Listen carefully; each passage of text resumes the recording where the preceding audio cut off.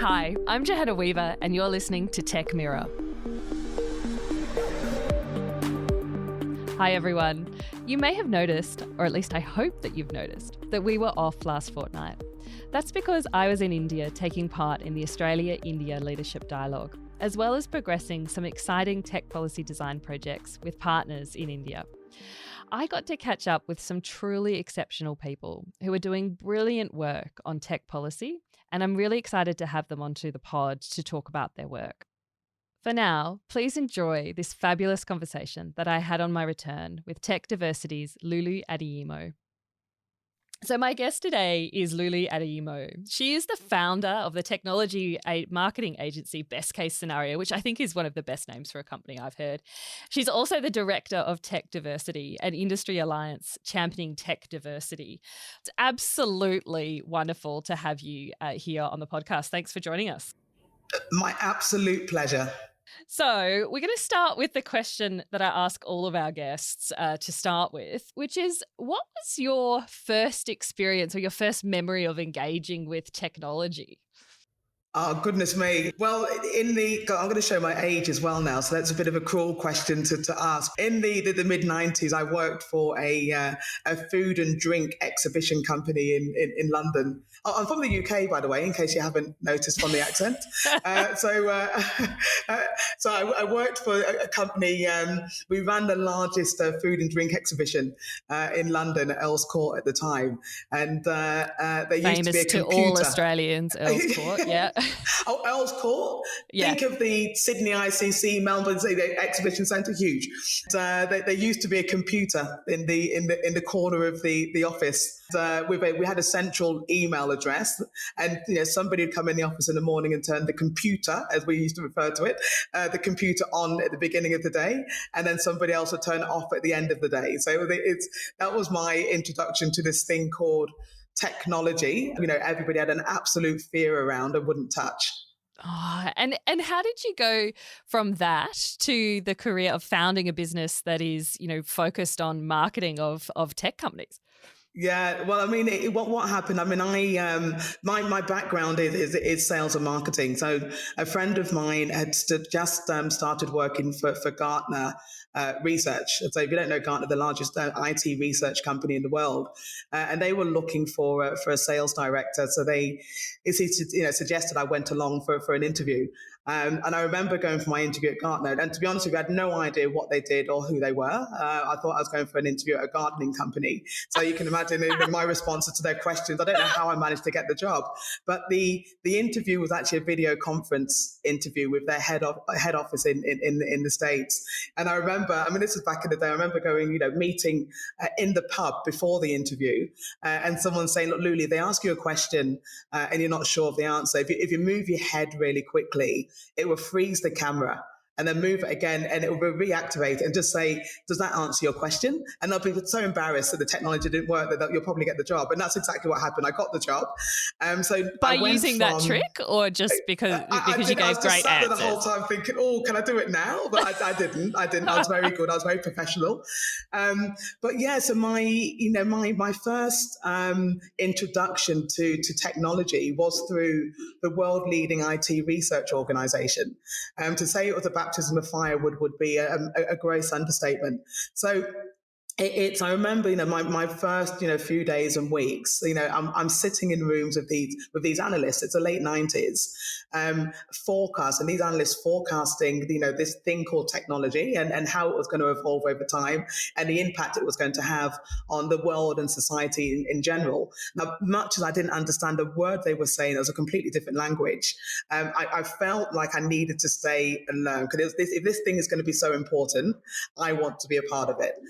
So I buried myself in and gradually, slowly unpacked the language and the acronyms that they were using to get it to a point where I could understand it and be able to communicate it to a broader community. Mm. And, the focus of today's episode is looking at diversity. What was the diversity around the table in that room? I was the diversity around the table in that room. And sadly, 30 years later, that often does, is still the same. And that was how I felt as part of my duty and responsibility to expand this opportunity beyond the very narrow focus. It was very male, it was very middle-aged, middle-class males. And I remember going to my first, big symposium in the south of France, and it was literally 2,500 people in the room. And again, I pretty much, was the diversity in that room. But the what was being talked about. And this thing called technology, where if you think back then, it was the late 90s, we were using, everyone had a Nokia phone, I think we'd barely started using, SMS. And they're talking about this thing, this technology world whereby we're going to be communicating and doing banking on our devices, and it's going to underpin everything. If that is the case, then there's an opportunity here, and people need someone that can actually communicate that opportunity beyond this demographic. So my commitment at that point, to unpack the language that was being used in a way that more people could understand it and adopt it. And the other was to broaden the opportunity for people outside of that demographic to consider a career in this incredible industry called technology. So, that was back in the early 2000s. I came to Australia to help them broaden the business in this region, and clearly liked it, because that was in 2003 and I'm still here. But there's many things that haven't changed over that time, and that's why the Tech Diversity Foundation is so important. And we're going to drill down into the work of the foundation and also the review that's been announced by the government. But before we do that, can we just start with a foundational question? And I've had a debate with my team about whether this is an easy or a difficult foundational question. You can tell us. Why is diversity important? Because, what's the case for diversity? And I think on the one hand, we talk about it all the time, and we talk about it like the case is really obvious. And yet the fact that we're still struggling, as you say, 30 years later, to have diversity at the table makes me think maybe we need to articulate the benefits more clearly. I mean, the real question is, why is difference important? And the analogy I use, and I use it time and time again, because I think it does resonate with people. As I said, I'm from the UK. I grew up in a small town just outside Nottingham called historical Newark-on-Trent. My football team, and sorry to use a football analogy for people that aren't sporting, but soccer. I think people. So yeah. So my football team, Nottingham Forest, when I think about Forest in the, Notts Forest in the 70s and 80s, it was very reflective of the community. It was a very white, working class football club. The Football Association in the UK in the late 80s, early 90s, they went on a mission to become the best football club in the world. And they recognized, the need. If they were going to do that, they had to get the best players from around the world.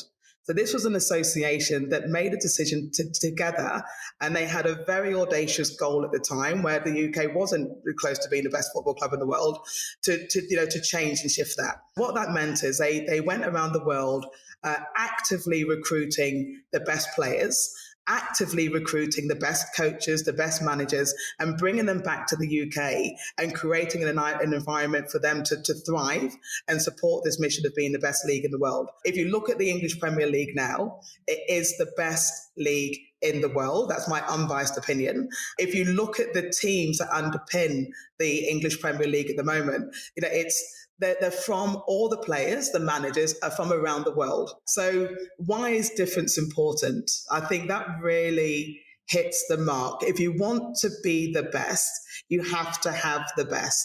And that's and that's where the diversity piece comes in. Why are we settling for mediocre by having, an industry which is just reflective of one part of the demographic, when you can be brilliant and have an industry that was reflective of the whole demographic? And especially given that technology is so embedded in everybody's lives, the fact that the technology is representative of such a small part of everybody, it's kind of like a few bodies instead of the everybody's. It's madness, really.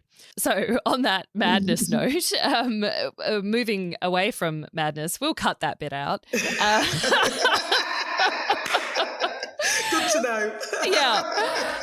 Luli, you're the director of TechDiversity. Can you tell us a little bit about the organisation, what your mission is, and the key focuses that you have? Because you have a pretty audacious mission as well. Yeah, I mean, our mission is to make diversity, equity, and inclusion the number one business priority for Australia. And we take it beyond that; it should be for the world. At the moment, it seems to be this thing that just sits on the side for most organisations. And don't get me wrong; there's some companies that are doing some amazing things, but if we make that a priority, then we know we really are being the best. We're getting the best of the best, and we're being the best possible organisations that we can be. Now, the foundation itself, we are volunteers, and there's some amazing people that work on a volunteer basis. The foundation was launched in 2016 to broaden the conversation around diversity in the technology sector beyond gender. There's a lot of programs that are gender focused, which are great. We know that that there's a need. We've got a challenge with females in tech, but if we just focus on gender, we are not going to get to a point of being representative of the society that we serve.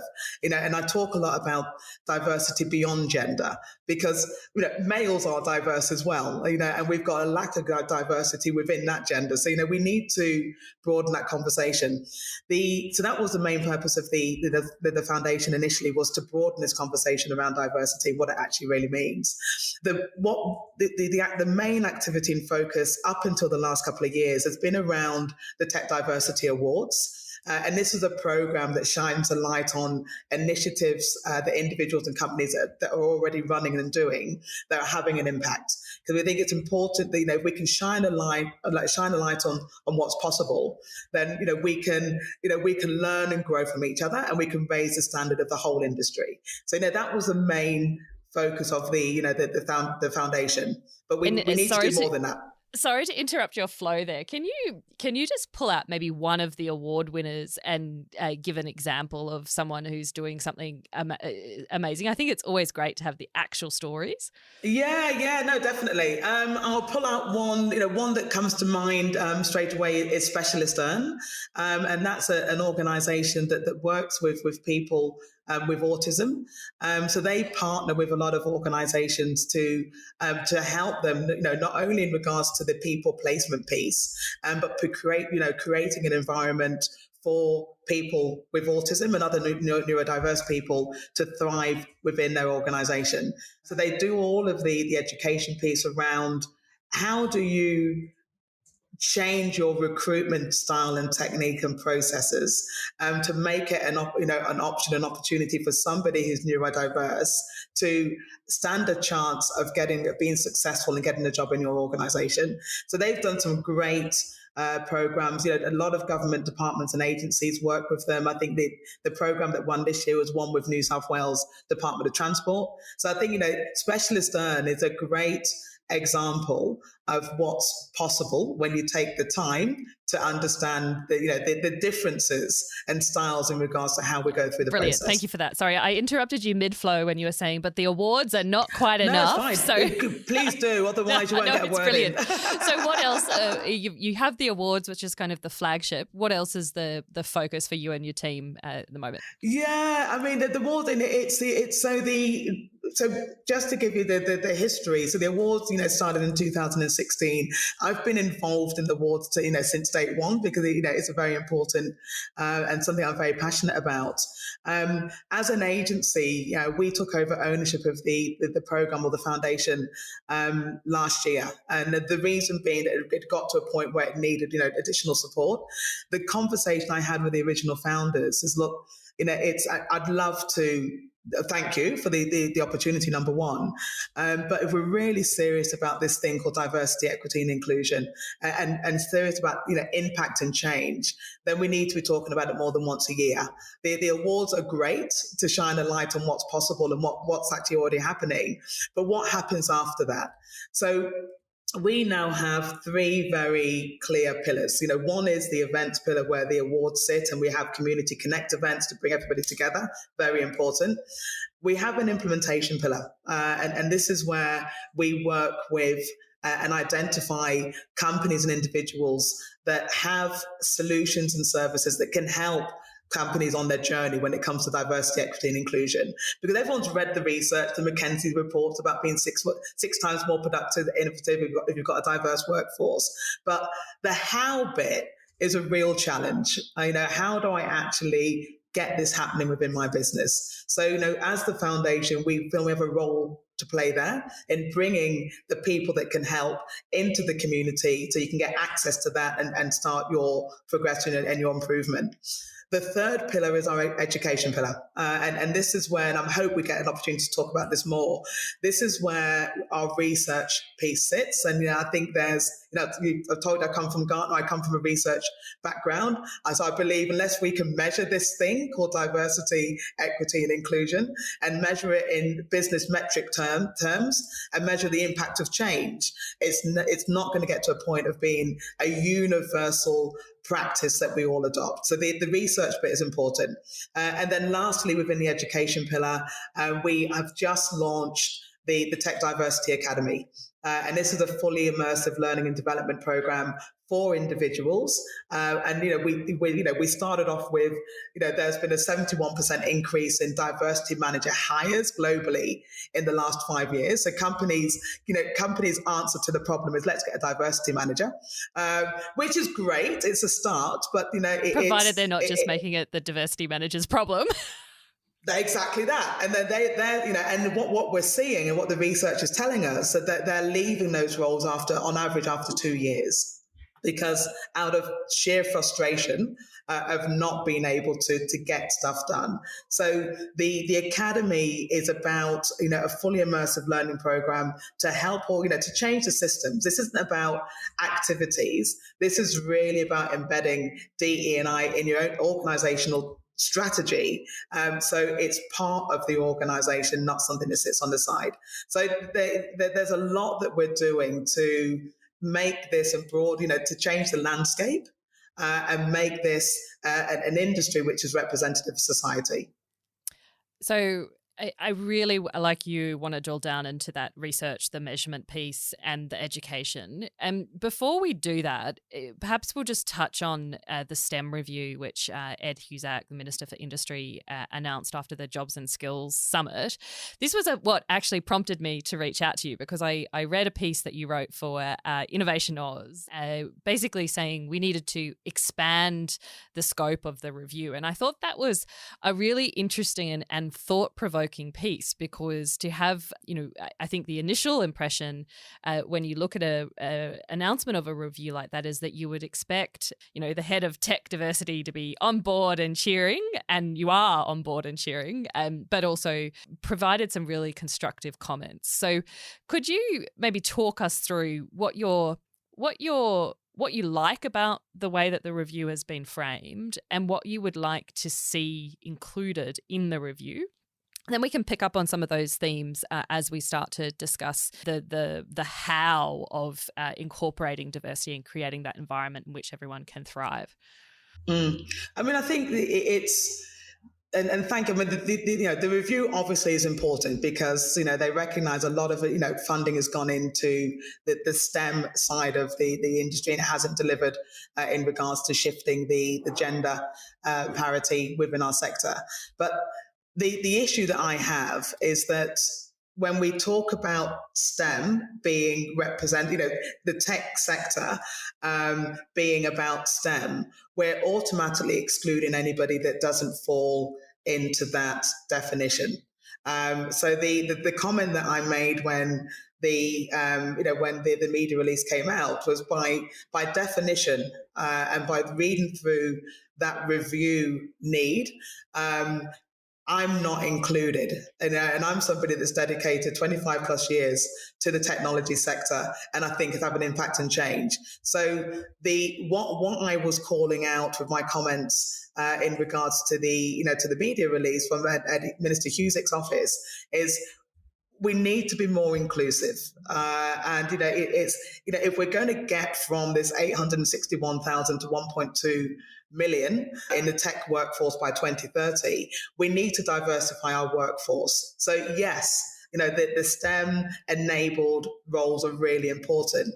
But what about the marketing people? What about the comms people? What about the sales people? What about the finance people? We need all of these skills and capabilities in our industry to make it thrive and achieve the goals that it's looking to achieve. And so, assuming, and I think the office has proved to be quite receptive to date. They haven't been in power for very long, so let's see. But assuming that that your request here to broaden the scope is heard, what do you think some of the best recommendations or focuses for the review should be? What would you like to see come out of it?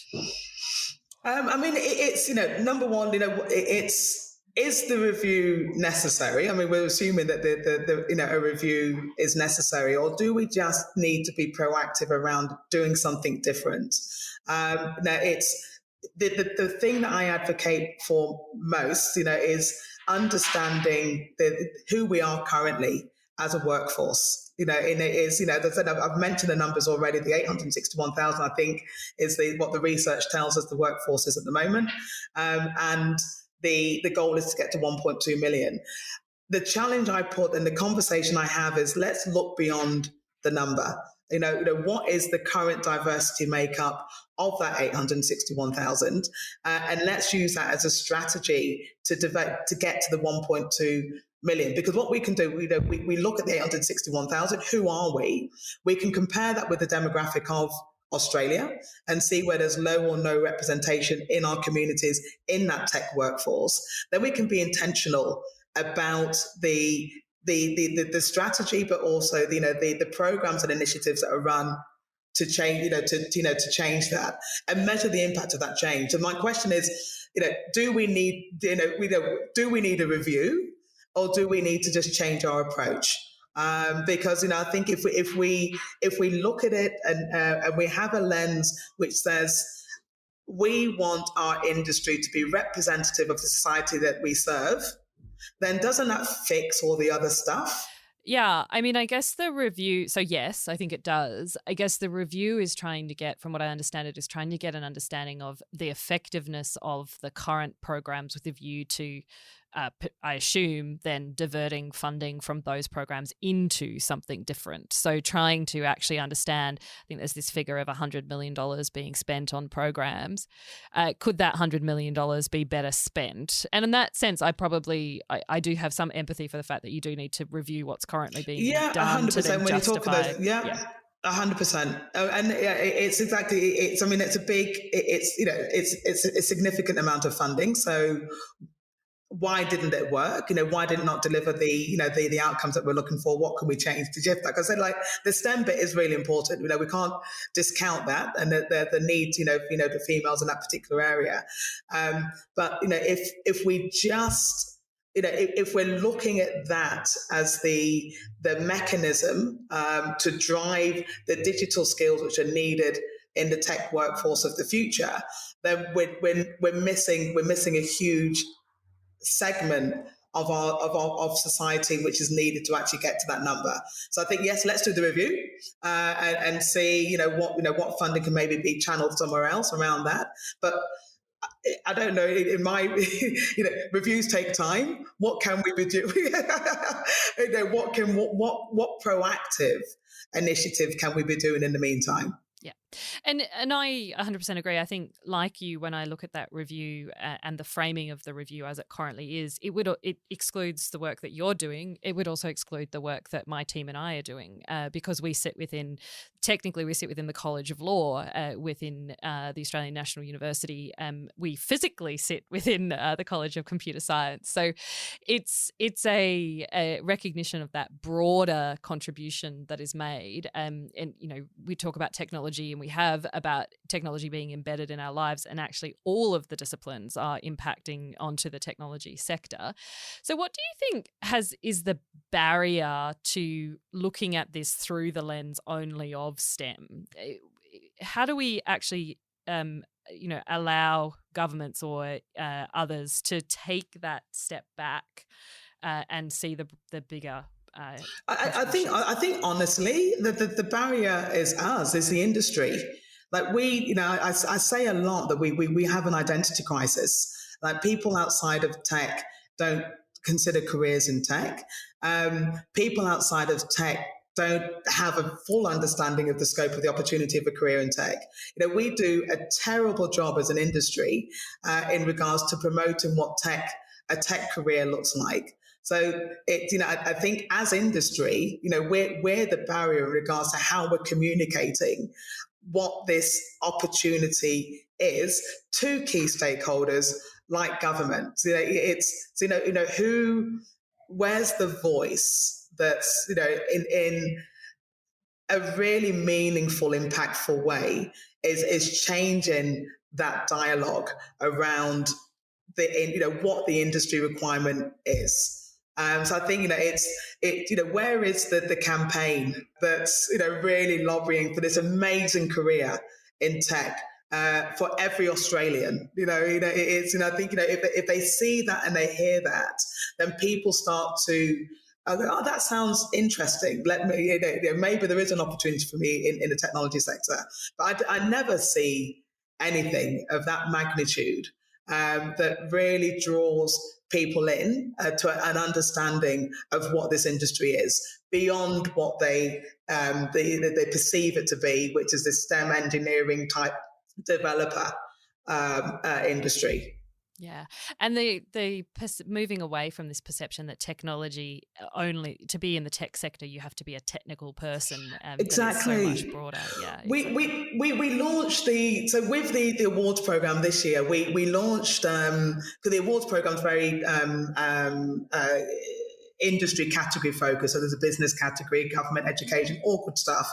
But we launched a Tech for Good category this year. And the reason why we did that, one of the main reasons we did that, is because people don't draw the correlation between their values and what's important to them in their everyday life and the role that technology plays. So the subcategories for that were environmental impact, social impact, health and well-being, accessibility and inclusion. And the story that went was that we need people that understand the problems in these areas to be part of the design of the solution. To shift that perception that that being in the industry is all about being a technologist. Where are the experts? The artists, the people that can help design solutions. Because I've definitely been in environments where the tech has the tech's been designed by one particular part of the demographic without taking into consideration other parts of the demographic, so it doesn't work for everybody. These are the stories that we need to start telling to broaden the understanding of what our industry is really about. Absolutely. And I think I saw the Tech Council put out a few pieces. They did a few profiles earlier this year, which is starting to do that, but nothing on the scale of what you're talking about, nor necessarily in the diversity that you're talking about. I love this idea of a national campaign for your career in the tech sector and a career for all Australians, because I really do believe that is the direction that we're moving in.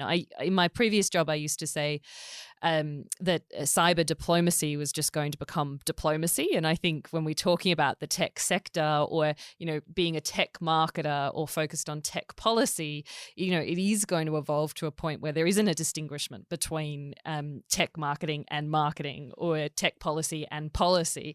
We do need to develop those skills and bring people along on the journey. So I think it's important that we do that education piece. But the end goal will be that this is something that all Australians, all people can speak to with a degree of sophistication and not be afraid of this idea of technology. I physically see it when I'm at a dinner party and people ask what you do, and I excitedly, as I work in the technology sector, and you see them shut down, because of the perception around what that really means. Yeah. Whilst reaching for their phone or getting into their car with Exactly. their GPS. Exactly. Yeah. So we've spoken a little bit about the government review. You also speak very eloquently about the role for business and community. So maybe you can tell us a little bit more about what you're calling for business and community leaders to be doing from a diversity perspective. And I think business and community play a big part and a big role. And I think what comes first, the business part or the community piece. I think it's up to business to engage community around the opportunity, because if people don't know what they don't know. If as a business, I would love it to happen as an industry, but say if as a business you make a decision that you want to be representative of the society that you serve, representative of the customers that you rely on, then what are the how are you going to actuate that with community? So I think funding needs to go into local communities and again it could be simple ad campaigns. What are the industry groups on the ground, the community groups on the ground that you can be working with disadvantaged groups, minority groups, to create a pathway for them to come into your organization. So I think business has a huge role to play in that. They have the need, and they've got the funds, but importantly they have the need. There's a skills shortage that we have in our industry. So unless you change your approach, we can't all keep going to the same people and stealing people from other companies. We've got to create a new career talent pool on the ground with communities, and measure it as well, which I think to come back to that, yeah. Measure it. So I don't know if you've come across the Diversity Atlas platform, and I will give them a shameless plug, because I think people need to understand the potential this gives us as not just of the tech sector, industry on the whole. I mean, if United Nations, it's good enough for United Nations, they're using them. I think it's good enough for us. So it's the Diversity Atlas platform is the most comprehensive tool I've seen to help organizations, governments understand who they are. And, it's the data sets that sit behind this platform. Every First Nations language, every mob, every religion, world belief, it's insane. So it doesn't matter who you are. When you participate in one of their studies, you will be represented. You're not ticking other, you will be represented. So the richness of information you get around who your people are, how can you really claim to be fully inclusive and serving your workforce really well if you've got no idea who they are? We do it on the front end with our customers. We spend, there's a reason why marketing automation tools is a multi-billion-dollar industry, because we want to know everything about our customers, what they're doing, when they're doing it, how they're doing it, so we can sell more stuff to them and buy loyalty. But when it comes to our workforce, who apparently is our most important asset, we know nothing about our people to really create a fully inclusive environment. So the call out that I have to business, to government, to the tech association like the Tech Council is, let's understand who we are as an industry, and let's understand how that compares to the demographic. We can pull in third-party data very easily to do that comparison, and let's use that to drive the strategy, which I mentioned before, and measure the impact of change.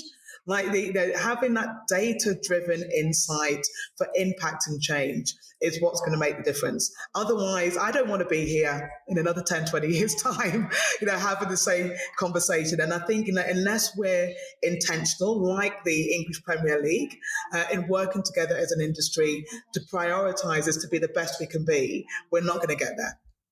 And the Diversity Atlas that you're describing there, is that basically a tool that's available that organisations can use to understand the diversity of their own organisations, or is it something that goes into sort of a central database? No. It's no. I mean, both. I mean, it's AWS have just done a huge global study of their workforce with Diversity Atlas. So yes, it's something that individual companies can use. With my tech diversity hat on, I want to understand the diversity makeup of our industry. So, what I'm calling for is the industry to come together, and participate in a national study so we can understand who we are. That's my big call out. So, whether that comes through the Tech Council, whether it comes through the federal government, whether it comes through, let's recognize we need to come together as an industry and understand who we are and then be intentional about who we want to be. Yeah. And I think it's so powerful to have that baseline metrics. There's no excuse not to have it. It measures change over time. But as you say, it also then provides you with the ability to measure impact over time, which then builds the case for diversity over time as well. So I'm going to add my voice to that call for action. You said you were going to shamelessly plug the Diversity Atlas. I would also like you to shamelessly plug the Diversity Pledge that you have, which in advance, I will say, the Tech Policy Design Centre has just taken this afternoon. Bravo, thank you very much.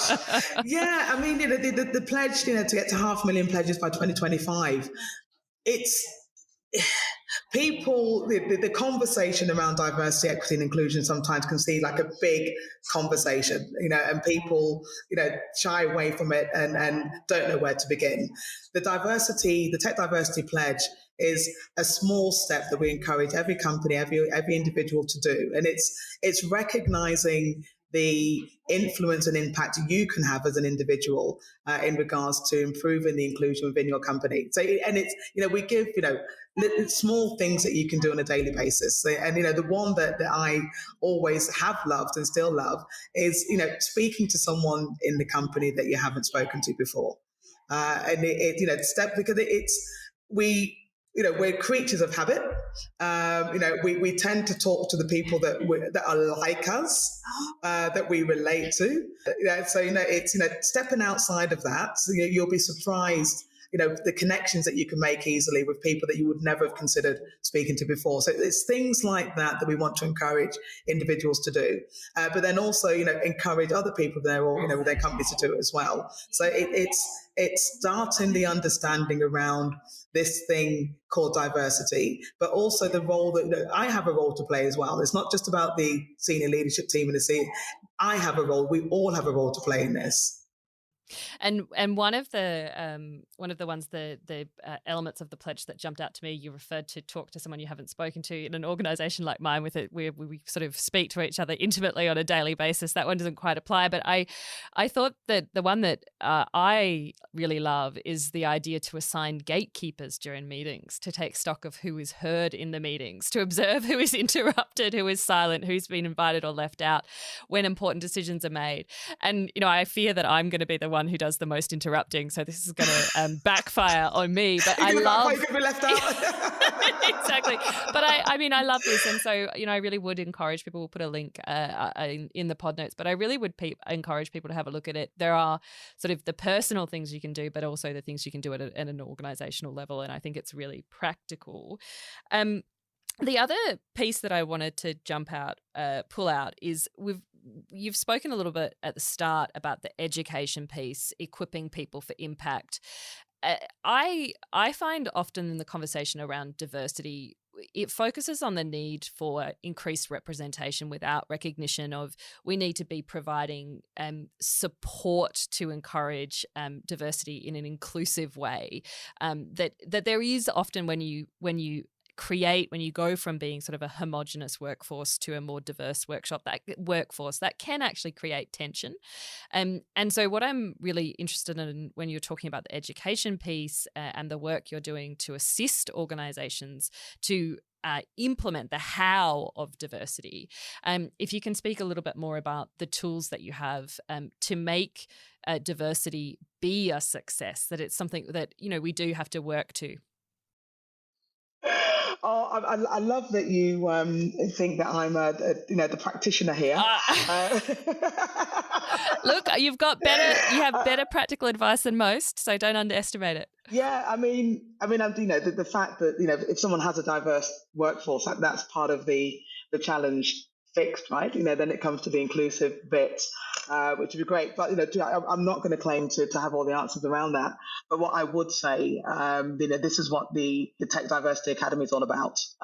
So bringing together those experts and those minds to help organisations in those areas. So if there's one thing I can say, and I will, again, another shameless plug, the Tech Diversity Academy, the first program starts the 17th of October. Look within the organisation that needs to be part of that community. We should all be part of it. But this is where you're going to get the really practical tools, frameworks, and methodologies to help you with all of these things. And I can't underscore how happy I am that this work is being done and that exists. I get asked to be on panels all the time. It used to be women in cyber, now it's women in tech. And my pet peeve on these panels is you go on the panel and they're like, okay, we've had this great discussion, and the conclusion of the discussion is we need more diversity in tech, or women in tech. And so I love the fact that you're working on, the practical methodologies and the tools to help actually make this a reality. And then there's the measurement piece also that we've spoken about. Luli, we're coming up to time. So we have two final questions for you. One of them is around the advice that you would give someone who is considering a career in tech, broadly defined. What do you know now that you wish you have known at the start of your career, you wish someone had have told you 15 years ago? Oh, goodness me. I did think about the 15 years ago. I think I would, buy shares in one of the hyperscalers. But let's face it, right? It's money, gives you opportunity to open up and extend the doors and pathways for others. Like, if I bought shares in all of those hyperscalers, and a lot of shares, the funds that we would have then to not have to rely on government, to be able to, have that impact that I know that we can have as an industry and drive it. So, if I had invested in all of those hyperscalers 15 years ago, then we'd be seeing a significant difference and impact in change and the speed of change when it comes to diversity, equity, and inclusion in tech. Because I'd be coming at it from the point of, this is an industry that's afforded me an amazing life, and I want as many people as possible to have that experience. But would you have just become like one of these people who, not corrupt, that's the wrong word, but one of these people who makes a lot of money and then goes and lives on a private island or something? Like, no, I'm not. You're talking to a woman that was born in Nigeria, adopted by an English woman and a Scotsman, and grew up in Middle England. I was born lucky. I saw what my life could have been. And I've seen the opportunities that I've been afforded by luck. So, when they say pay it forward, no, I genuinely believe that it's an incredible industry, and, we're doing an injustice to many minority groups, many people in society, by not making it accessible to them. So that campaign that I was talking about, I would do the best campaign. Like, everybody would be knocking on the door for tech with the campaign. I would, like, Nike and Coke would be like, that campaign that's been run by Tech Diversity, we need some of that. That's what I would do. Just do it for the tech industry. I love it. Fabulous. Yeah. And the final question that we ask people, all of our guests, is what would you recommend our listeners to read or get involved in? Obviously, there's the Academy, recommend the Pledge to everybody, the Diversity Atlas. These are all excellent resources that we'll add links to. Is there anything that you have read that has particularly informed or shaped your thinking, or anything you would recommend for others? 100%. Read the innovation papers. Yes, great. So this is like, I did think so the innovation papers, for those, listeners that haven't come across it. This was launched last month in Canberra by James Wiley and Corey McLeod. What I love about the innovation papers is it reframes the definition of innovation. I think when people hear innovation, again, they presume we're talking about technology, as opposed to innovation in thinking, innovation in processes. I think, I'm not going to say, Brene Brown, or, but reading the innovation papers is a real insight to the opportunity that is being put forward and the diverse, thinking around innovation that's been put forward to challenge and improvement for our society and economy as a whole. So, for me, in regards to the, inspirational things that I've read in the last few months, the innovation papers blew me away. So, well done to InnovationAus for doing that. But everybody, read the innovation paper. Brilliant. I agree. 100% endorse that recommendation. And for those who are looking for a slightly interesting, more diverse telling of the history of the internet, I would recommend Claire L. Evans' Broadband being two separate words, which sort of retells the story of the invention of the internet, but it's predominantly rewriting women back into the story. So it's not the breadth of diversity that we've been talking about in this discussion, but it's a really well-written book that I would highly recommend. So I'll pop that one on the table as well for everybody. Can I just say one last point? Of course. Great in regards to really, if we're talking about impact and change, the Biden administration last year, they put forward an executive order which says that the U.S. government has to be reflective of the American society. So their diversity, inclusion, accessibility strategies around the US government workforce being representative of the American population. Now, if our government took an approach to diversity, equity, and inclusion of that nature, then all of a sudden, the things that we've become increasingly frustrated about go away, and we get there together as a society. So I would love someone to be bold enough in our government to take a leaf out of the US government, but make that a priority.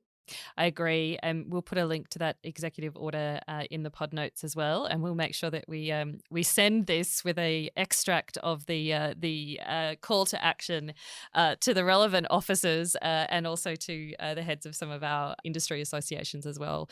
Thank you so much, Luli, for a great conversation. Look forward to working with you more on the excellent work that you're doing. Fantastic. Thank you very much, Johanna, to you and the team. It's been brilliant. So thank you. Thank you. Bye. See ya. Bye-bye. Tech Mirror is a podcast of the Tech Policy Design Centre at the Australian National University. This episode was produced on Ngunnawal lands by Jack Fox. Ben Gowdie provided invaluable research and post-production support. If you would like to support the pod, please give us a 5-star rating, or even better, leave us a short review. This really helps us to get the word out. We also love it when you send us questions or comments. We read them all. You can find out more by following us on Tech Policy Design on Twitter or LinkedIn, or Google Tech Policy Design Centre and follow the links. Thanks for listening. Get in touch and get involved.